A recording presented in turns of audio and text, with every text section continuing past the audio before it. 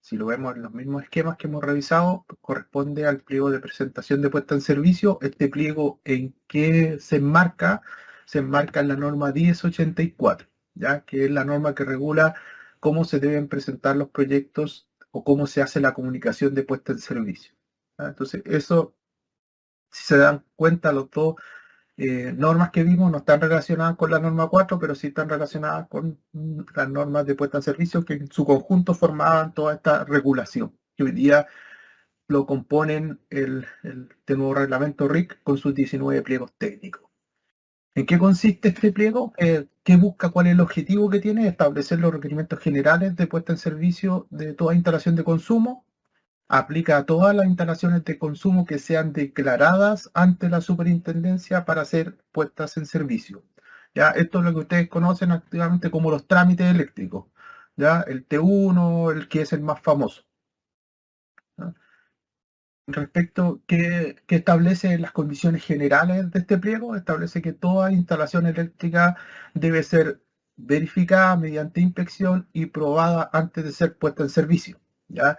Los documentos tales como memoria explicativa, planos, diagramas, ¿ah? Tablas, siempre deben estar disponibles para el personal técnico que efectúe la verificación. Es decir, que la verificación se tiene que hacer basado en los planos y memorias técnicas que se utilizaron para diseñar la instalación eléctrica, y también debe estar disponible para los fiscalizadores de la SEC en el caso que se hagan fiscalizaciones, ¿ya? Las verificaciones, ¿por qué las puede realizar? Solo las pueden realizar instaladores autorizados por la superintendencia. Es decir, que no la puede usar cualquier persona, las puede realizar solo instaladores que estén autorizados. Es decir, que tengan su licencia de instalador autorizado. ¿En qué consiste la inspección técnica? ¿Qué debe incluir o qué comprobaciones deben hacerse en una instalación eléctrica y por qué debe hacerse? Se debe hacer principalmente, toda inspección debe incluir la verificación de las protecciones contra choque eléctrico. Acuérdense que tenemos un pliego que establece cuáles son las medidas de protección contra choque eléctrico, es decir, contra contacto directo o indirecto. Debe verificar las presencias de barreras cortafuegos. Si es que existe la exigencia de tener barreras cortafuegos, deben verificarse. Deben también inspeccionarse de la forma que se seleccionaron los conductores para ver la corriente de admisibilidad de cada uno de estos conductores, es decir, que el conductor soporte la corriente para la cual está diseñado, es decir, que el conductor esté protegido agua arriba por una protección. Si, por ejemplo, el conductor es de 10 amperes, la protección de agua arriba no puede ser de 20, sino tiene que ser una protección que me proteja la corriente del conductor, la corriente admisible, y también deben verificarse las caídas de tensión. Deben también verse la presencia de dispositivos apropiados de maniobra, es decir, que sean los dispositivos para la corriente que van a operar. Los dispositivos de seccionamiento de los conductores, si son unipolares, tetrapolares, tienen que verificarse si son los adecuados. Se debe verificar las uniones mecánicas y aislación de las conexiones. Acuérdense que la mayor falla de instalaciones eléctricas se provoca principalmente por la mala conexión eléctrica, que termina produciendo un punto caliente y que genera finalmente un incendio. Y este tipo de fallas se dan en el tiempo, no son inmediatas, por lo tanto siempre hay que estar verificando las uniones mecánicas de las uniones eléctricas, ¿ya? La accesibilidad, es decir, que sea accesible, por ejemplo, a donde tengo mis protecciones, mis tableros para poder hacer mantenimiento.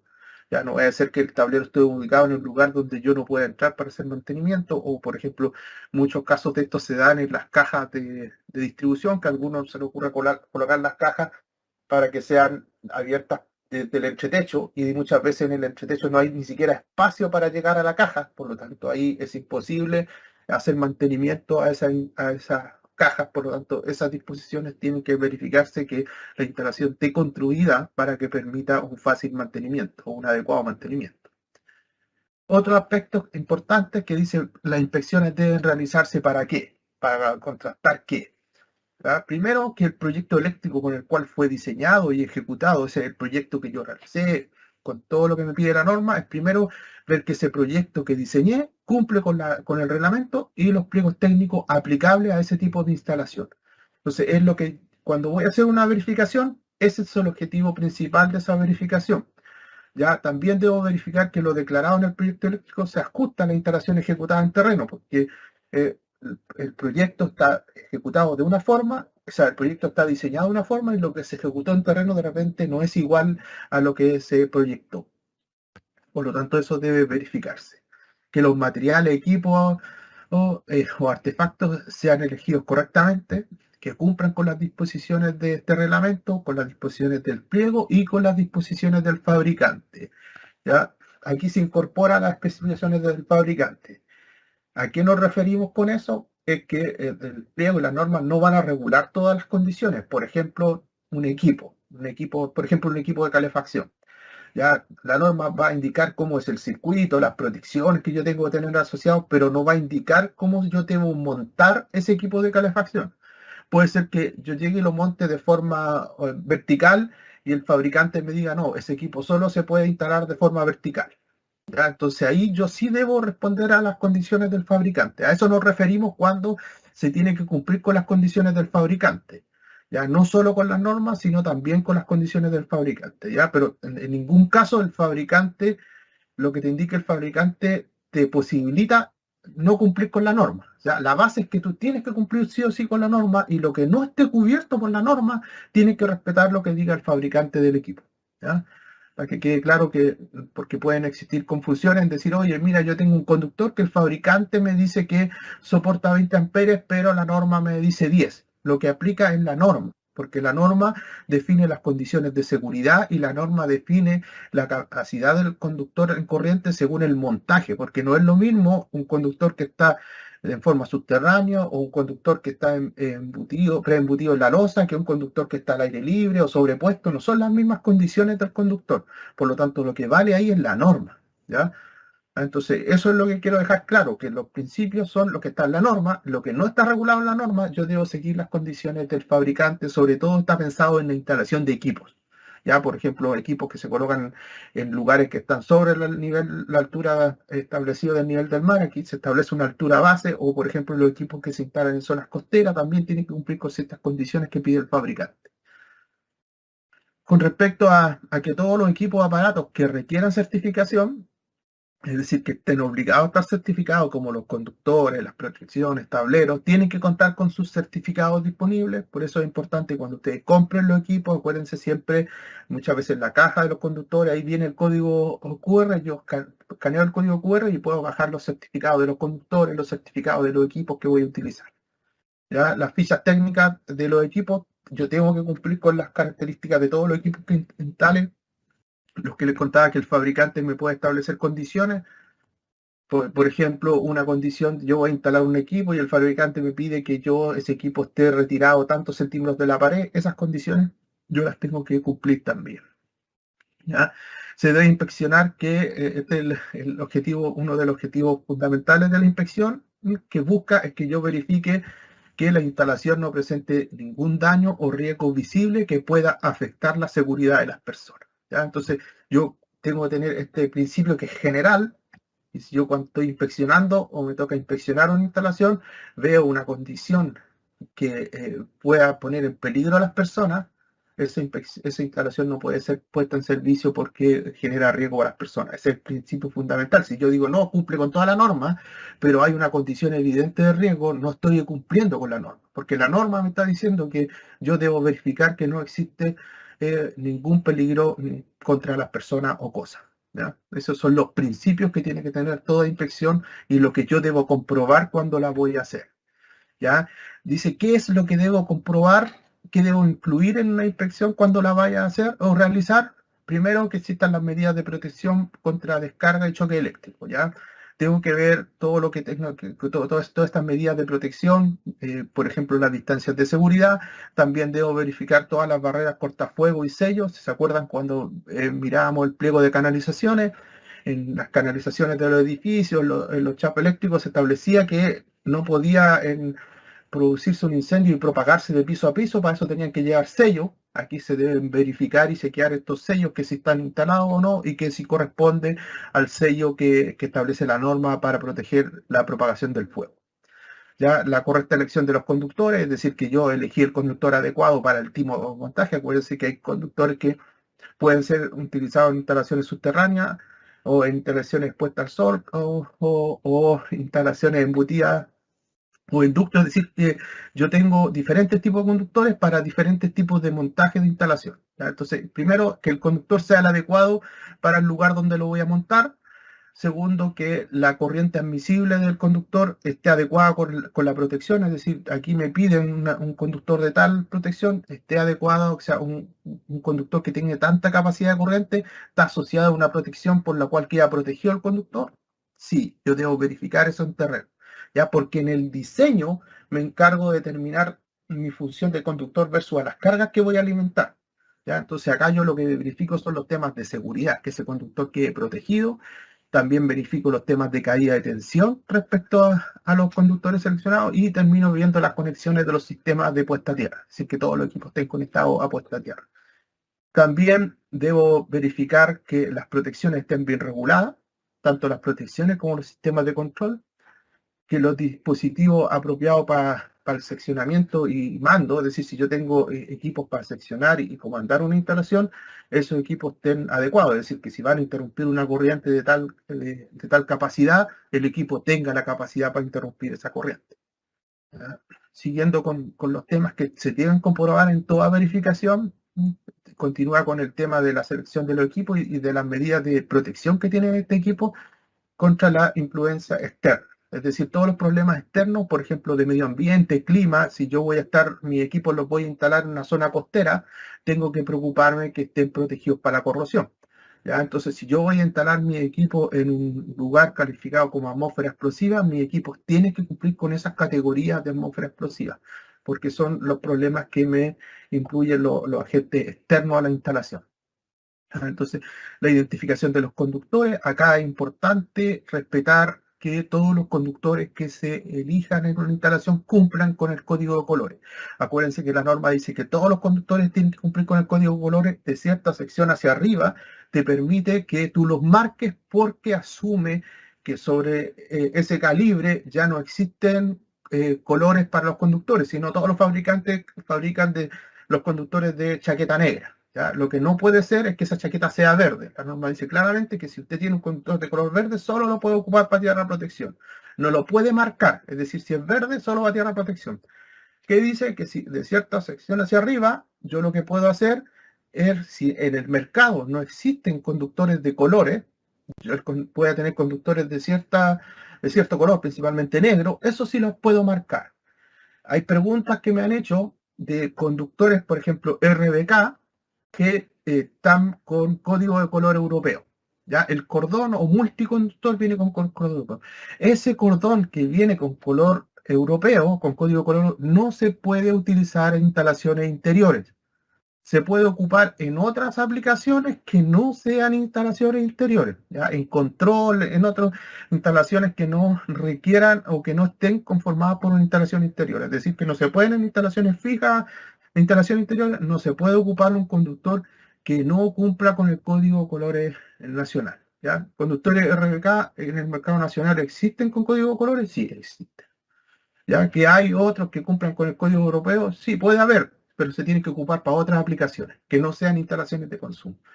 Ya también se debe identificar los circuitos y etiquetar los circuitos, es decir, principalmente los conductores, protecciones y los alimentadores. Acuerden que yo tengo que identificar en una instalación si tengo alimentadores de consumo o alimentadores que son del sistema de emergencia. ¿Ya? Yo tengo que poder identificar este tipo de conductores, eso lo tienen que verificar en la inspección. Acuerden que la inspección en general está hablando de todos los tipos de instalaciones. Entonces, acuérdense que para las inspecciones la única instalación que tiene condiciones adicionales es la de hospitales, que en el mismo pliego establece qué pruebas deben hacerse adicionales a las que están acá. Ya, con respecto al uso de dispositivos, primero ver si, por ejemplo, la protección que tenía que ser bipolar, tetrapolar o tripolar, cumple con lo que pide la norma. Acuérdense que los tableros establecen que el tablero general, tanto la protección general como el tablero de distribución, dice que debe ser una protección de corte omnipolar. Acuérdense que corte omnipolar significa que corta el neutro. Entonces, si es monofásica, tiene que ser bipolar. Ya si es trifásica, tiene que ser tetrapolar, es decir, tiene que ser capaz de cortar el neutro. También se debe verificar la presencia de los rotulados, el rotulado de los tableros con el diagrama lineal. Todo tablero tiene que tener su rotulado, para qué sirve cada protección, pero también tiene que tener el dibujo del diagrama lineal, ¿ya? Entonces eso se tiene que verificar en todos los tableros, ¿ya? Esos son aspectos principales que tienen que tener toda inspección. También, ¿qué más se debe comprobar? El tema de las uniones eléctricas, que estén adecuadamente las uniones mecánicas de ellos, la aislación de dichas uniones, y se debe verificar el uso de terminales. Es decir, que si el tablero se exigía terminales, todos los conductores que requieren terminales tienen los terminales, eso se debe verificar. También se debe verificar la presencia del conductor de puesta a tierra, que si es adecuado, y se debe verificar las uniones de equipotencial de dicha instalación. La correcta operación del sistema de respaldos, en el caso que esa instalación esté obligado a contar con un sistema de respaldo o lo tenga, tiene que verificarse, ¿ya? Verificarse si principalmente corresponde el equipo y opera correctamente. Es decir, que el equipo va a funcionar y va a operar, tienen que hacerse pruebas de funcionamiento del equipo. Después, el adecuado emplazamiento de las canalizaciones debe verificarse. Por ejemplo, si las canalizaciones que están al exterior cumplen con el IP que se pide al exterior, si las canalizaciones están ubicadas en posición al sol, cumplen con lo exigido para estar ubicados en ese lugar, si están en zonas contaminadas también o riesgo de explosión. Cada una de las canalizaciones se debe verificar según su emplazamiento si cumple con las disposiciones. ¿Ya? Y también se debe verificar la accesibilidad para realizar mantenimiento de la instalación, es decir, que yo pueda acceder a cada uno de los elementos de la instalación y no existe una condición de que cuando se montó la instalación, mira, yo monté la instalación y en ese momento no había techo, por lo tanto yo ahí podía acceder, pero después colocaron el techo y yo no puedo acceder, eso no puede ser.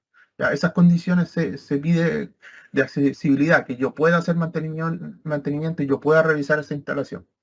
Esas son las condiciones que se deben inspeccionar, ¿ya? Y ahora el pliego que aparte de definir todo lo que se debe inspeccionar, acuérdense que hay cosas que se deben inspeccionar de acuerdo a una inspección técnica que debe hacer una persona, ¿ya? Ya después están ahora las pruebas que yo debo hacer, ¿ya? Primero todo lo que describimos son todo lo que se debe verificar, ¿ya? Y para eso se puede verificar bajo una inspección de terreno, que se va a terreno y se chequea todo lo que acabo de decir, pero hay otras pruebas en las cuales se requiere hacer ensayo. ¿Ya? No requiere con que solo uno vaya y revise un checklist, por ejemplo, no se hizo operar el sistema de respaldo, funcionó tantos minutos, se hizo operar, eso es la inspección que debe hacerse, pero ahora la norma establece ya, esa es la inspección, pero usted también tiene que hacer ensayos de la instalación. ¿Ya? Y aquí la norma establece cuáles son los ensayos que deben someterse a la instalación y cómo deben hacerse esos ensayos. ¿Ya? Primero dice la norma que el pliego establece una metodología para hacer los ensayos, pero esta metodología no es excluyente, ¿ya? Es decir, todo ensayo, por ejemplo, cuando se hace una prueba, el instrumento detrás corre una lógica de aplicar un cálculo científico, matemático, para determinar de cómo se determina ese ensayo, ¿ya? Entonces, yo ese ensayo, hay normas, por ejemplo, normas internacionales que definen este ensayo, pero también voy a encontrarme con normas de cada uno de estos países que los fabricantes de instrumentos de ese país determinaron una forma de hacerlo, ¿ya? Existen estándares americanos y estándares algunos que son de su propio país, ¿ya? Entonces, ¿qué dice la norma? ¿Yo te puedo admitir un estándar distinto al que te estoy exigiendo? Sí, ya, pero tienes que traérmelo y los tiene que aprobar. ¿Cuál es el estándar que se utiliza en esta norma? Es el estándar basado en la IEC 61557. Ya, esta norma IEC, y en las partes 1 a la 11, establece cada uno de los ensayos que ustedes van a encontrar en esta norma. Y establece la forma científica o matemática que se determinan estos ensayos. Es decir, cómo yo voy a considerar que ese ensayo es válido, cómo se hace. Pero eso es lo que hace internamente el instrumento.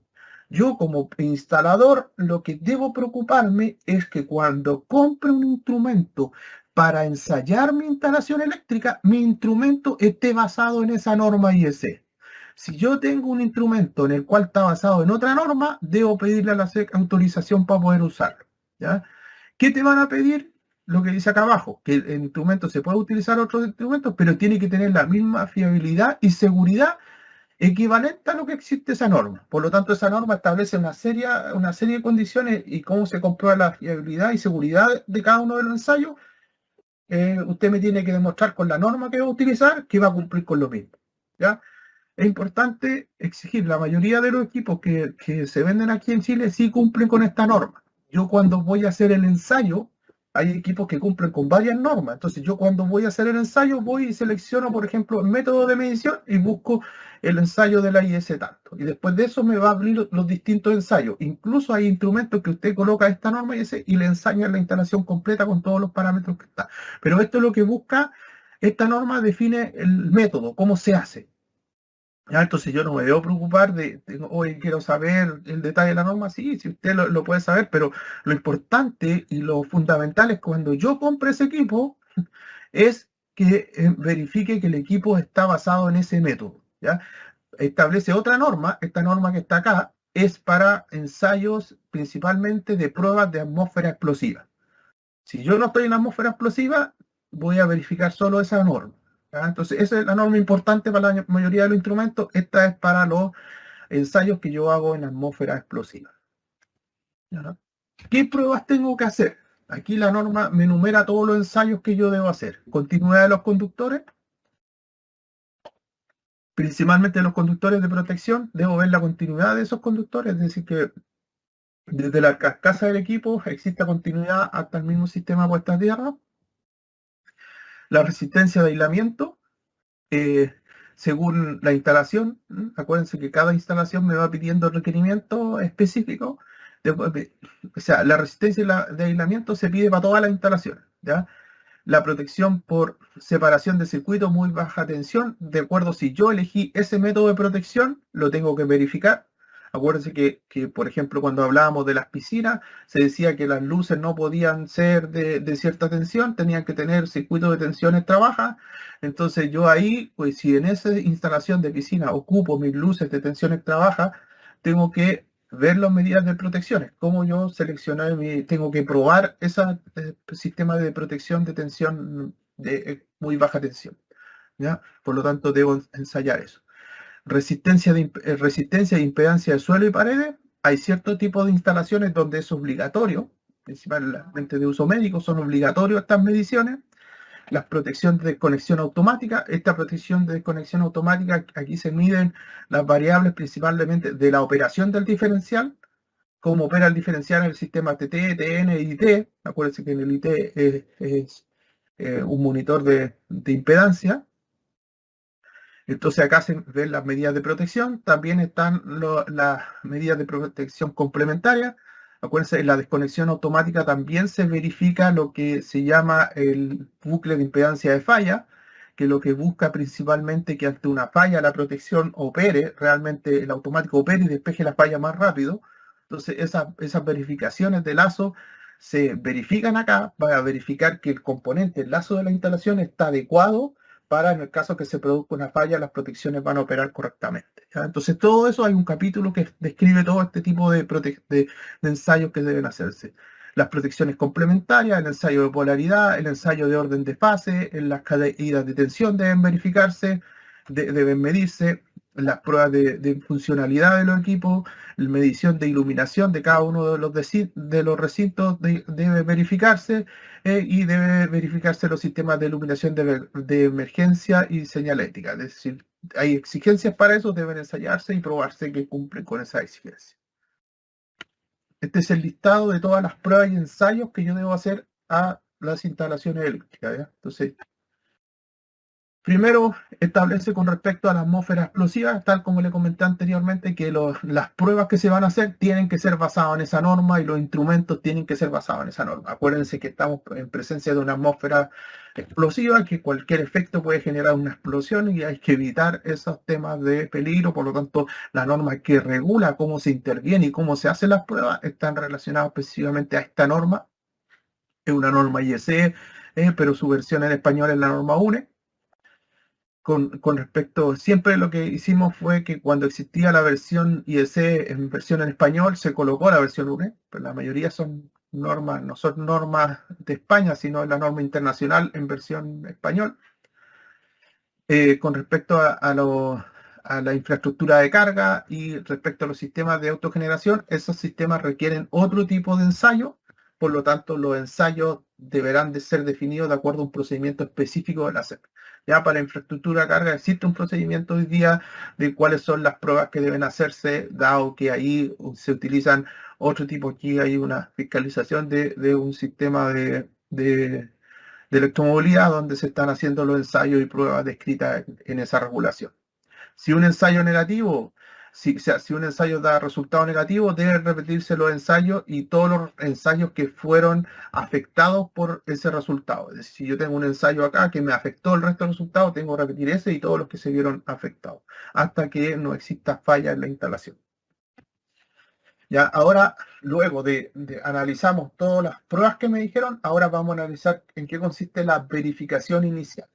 ¿Qué dice la norma? Establece que la verificación inicial debe hacer toda instalación eléctrica, debe contar con una verificación inicial, debe ser realizada ¿por quién? Por un instalador autorizado, debe completar la revisión documental del proyecto, es decir, acuérdense, la primera parte de la inspección, dijimos todo lo que tenía que verificar, eso lo debe entregar, es decir, todos los puntos que comentaba anterior deben verificarse y entregar una verificación documental, tanto cuando nos referimos a documentales que debe establecer la verificación del proyecto, es decir, yo tomo el proyecto, los planos, verifico todo lo que me pidieron y digo, sí, el proyecto cumple con esto. Después hago una inspección en terreno y digo, todos los resultados del terreno que me pedían que yo tenía que verificar, sí, aquí están. Y después entrego lo que son los resultados de las pruebas y ensayos que todas las pruebas y ensayos que me pidieron también deben formar parte de la verificación inicial. ¿Cómo se entrega esto? Se entrega a través de un informe de verificación inicial.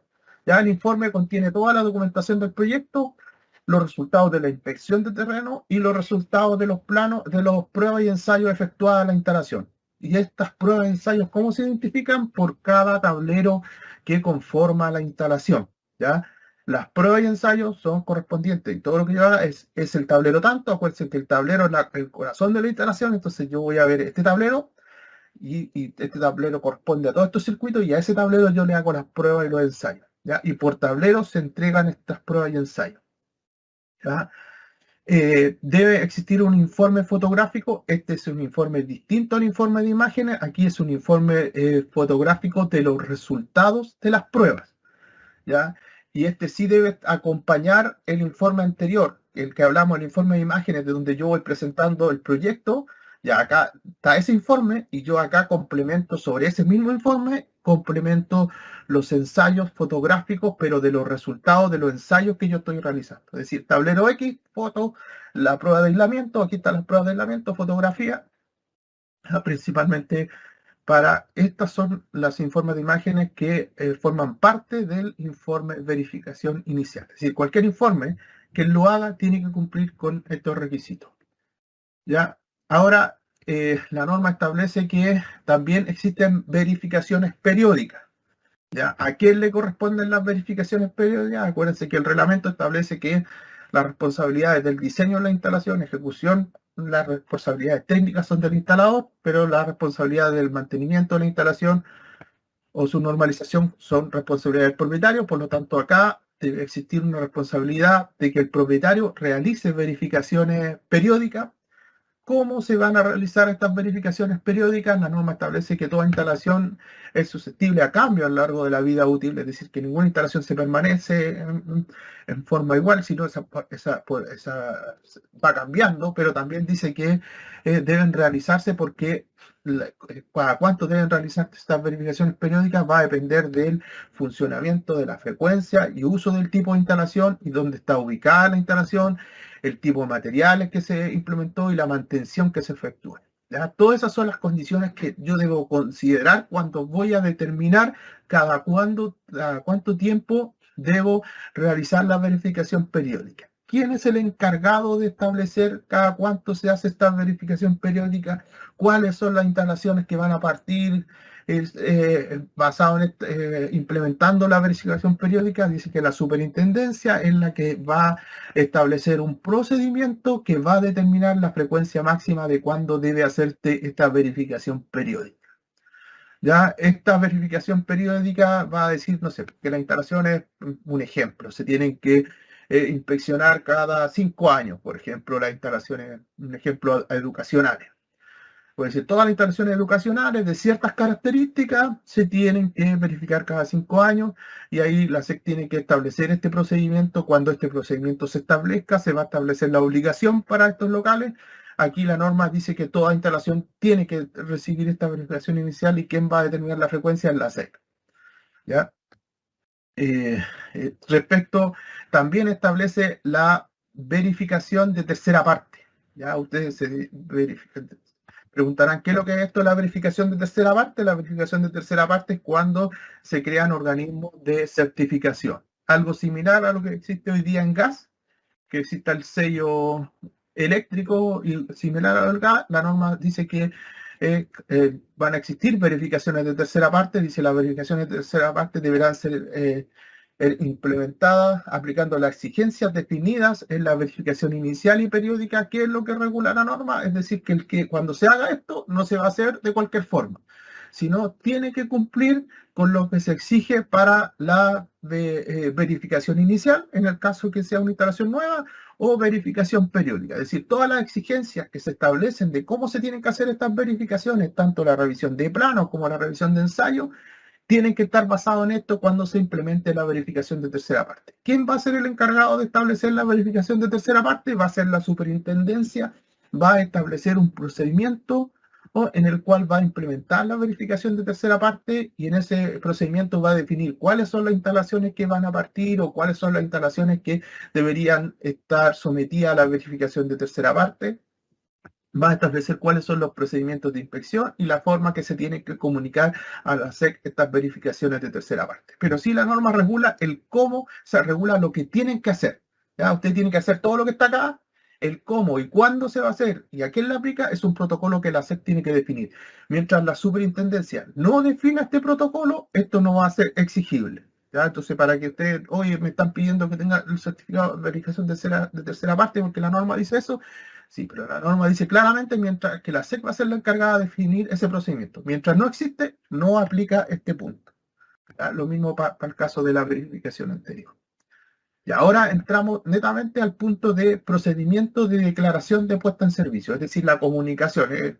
¿Cómo yo debo comunicar esto a la SEC y cuáles son las reglas generales para esto?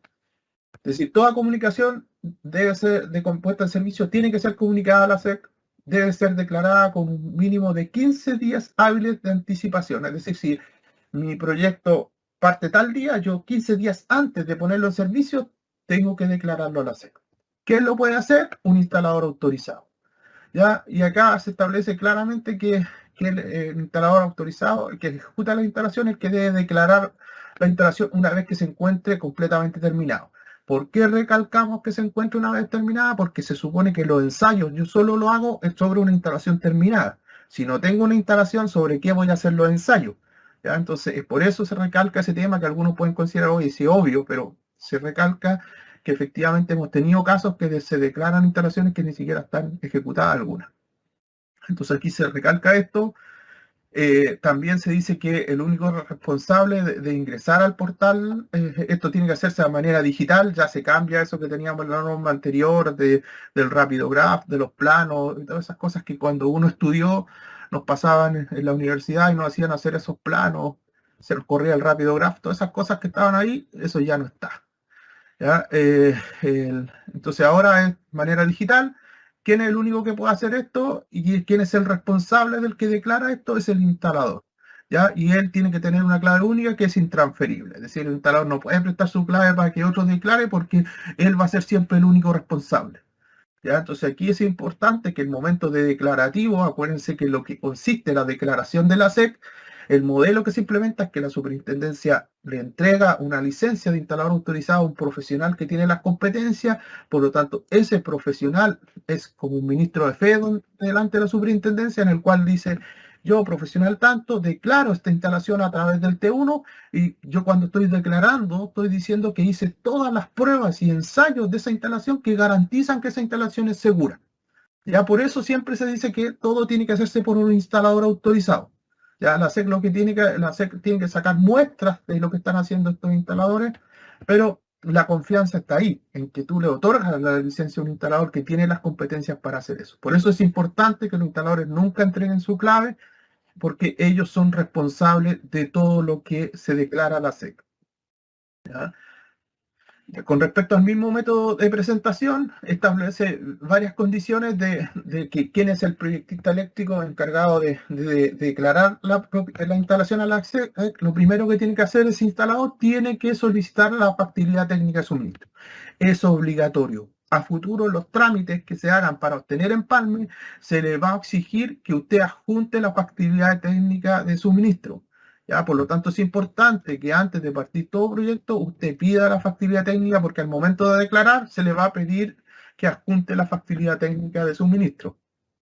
También acuérdense por qué es importante, porque le va a dar el valor de la corriente de cortocircuito, que es el valor inicial para yo empezar a hacer todos mis cálculos de mi protección y sistema puesta a tierra. También establece que en el caso de que un instalador ejecute una ampliación o modificación de una instalación existente, él es el responsable de verificar que la parte que ejecutó no altere el funcionamiento de la del resto del sistema. ¿Ya? Pero en palabras simples, ¿a qué me refiero? Es si usted tiene una instalación, por ejemplo, tiene un tablero de general, tiene un tablero de distribución, ¿ya? Y usted se conecta a este tablero de distribución, a un circuito, y crea un circuito distinto acá, usted tiene que, aparte de verificar todo lo que hizo usted que cumpla con la norma, tiene que verificar que la protección general de ese tablero de distribución cumpla con la norma, que ese alimentador que va hacia el tablero general cumpla con la norma, que la protección de ese tablero general también cumpla con la norma. ¿Ya? Entonces, ojo, es importante donde usted va a seleccionar el punto de conexión, porque si usted selecciona un punto de más abajo en la instalación, más condiciones va a tener que verificar hacia arriba sobre la instalación existente. ¿Ya? Y lo que sí, un instalador siempre está llamado a que si usted va a abrir un tablero donde se va a conectar a un punto de instalación y ve que ese tablero tiene condiciones inminentes de riesgo, la responsabilidad del instalador es decirle al propietario que él tiene que normalizar eso, porque si no el instalador se ve expuesto a una condición innecesaria y el instalador no puede conectar esa instalación porque él estaría siendo parte de esa condición de riesgo. ¿Ya? La norma le establece, cuando usted verifique, tiene que ver que no exista riesgo para las personas.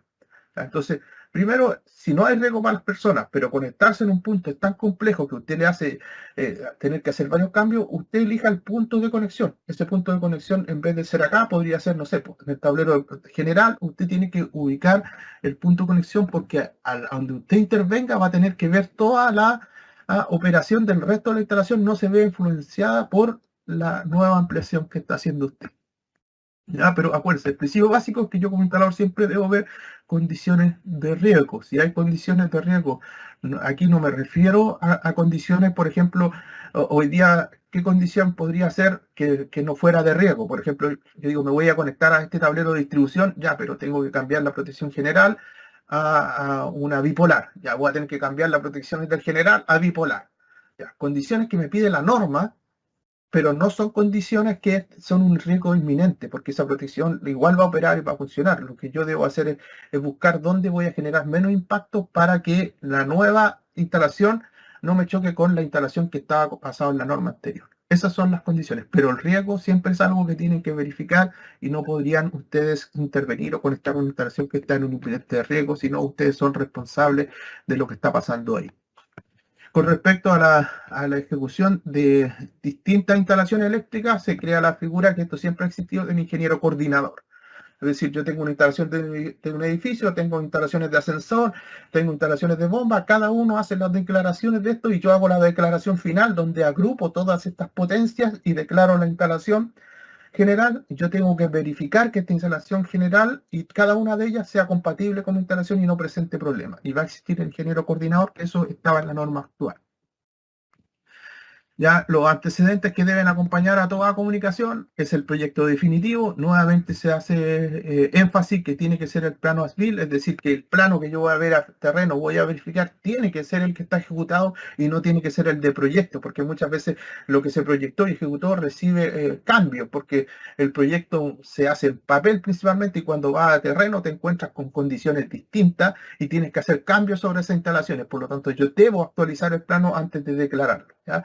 Las memorias explicativas, todo lo que aquí establece que todos los requisitos que me pide el pliego 18 lo tengo que adjuntar en ese proyecto, la declaración, es decir, cuando yo declaro el T1 que estoy diciendo, estoy declarando como instalador eléctrico que ejecuté la instalación, que hice las pruebas y todos los ensayos, y los cuales van a ser comprobados e informados en las memorias explicativas que me pida la instalación en el pliego 18. Debo entregar el informe de verificación inicial junto a la declaración, es decir, cuando tenga que declarar, me van a pedir el informe de verificación inicial. En el caso de que exista la certificación de tercera parte, según corresponda, cuando se exija, justo se crea y le toca su instalación, va a tener que ajustarlo. Mientras no se establezca el procedimiento y mientras no corresponda, usted no tiene que ajustar la certificación de tercera parte. Ahí la certificación de tercera parte le va a entregar a usted el informe de verificación inicial y usted solo va a tener que ajustar ese informe porque ya va a estar cubierto. Mientras no exista esta verificación de tercera parte, el instalador es el que tiene que hacer la verificación inicial de toda instalación.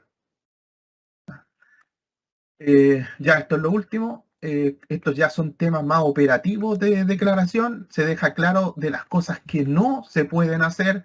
Por ejemplo, no se pueden realizar declaraciones simultáneas. A ver, ¿qué es lo que pasa? Es que habían ciertos instaladores que cuando declaraban una instalación de una casa, por ejemplo, o de cualquier cosa, presentaban la declaración hoy día, después una hora después volvían a ingresar la misma declaración, después otra hora volvían a ingresar otra declaración, mañana otra y el miércoles otra, esperando que una de esas fuera aprobada según el tipo de verificación. La superintendencia tiene un método de fiscalización en los cuales existen tres tipos de fiscalización. Una fiscalización que es general, que es la más básica, que se encarga de ver los elementos que corresponden a la declaración, que es el checklist reducido que la mayoría ve. Después existe una fiscalización documental que se revisa la ingeniería de los proyectos y una revisión de terreno, ¿ya? ¿Cómo se hace la selección de esta instalación? La superintendencia cuenta con un sistema que se llama scoring, que cuando ingresa la declaración ve varias variables, ¿ya? Por ejemplo, de dónde es el instalador, la experiencia del instalador, las características de su historial del instalador, sanción y todo, y según esas variables el sistema dice ya, estas instalaciones son las que tendrían que ir a terreno. ¿Ya? Pero ¿qué es lo que pasa? Que el instalador donde declara muchas veces puede salir a terreno y algunas le hacen otras revisiones, y eso no corresponde.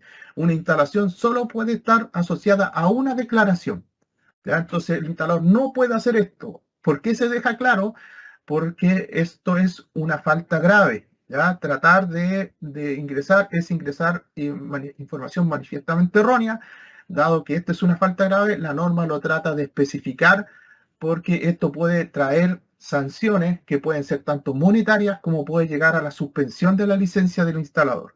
Ya lo mismo pasa con instalaciones que, por ejemplo, fueron visitadas a terreno, fueron rechazadas.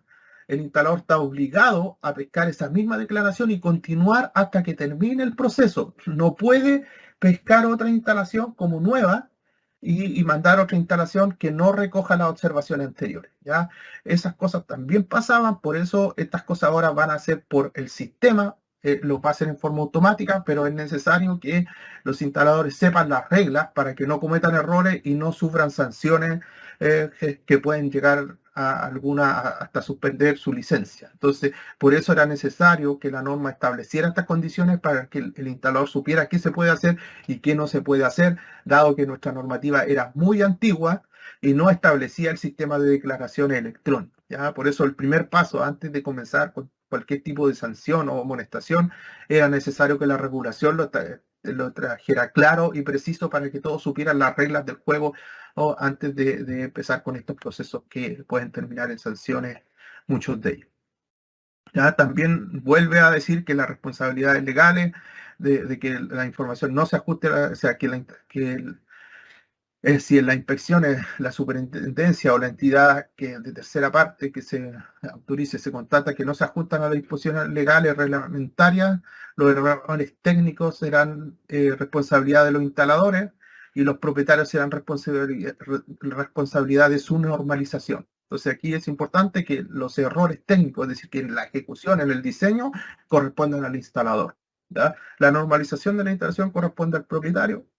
Ya, para eso sí van a ver, en esos errores pueden llegar a tener sanciones por las responsabilidades que tienen los instaladores que ejecutan dicha instalación.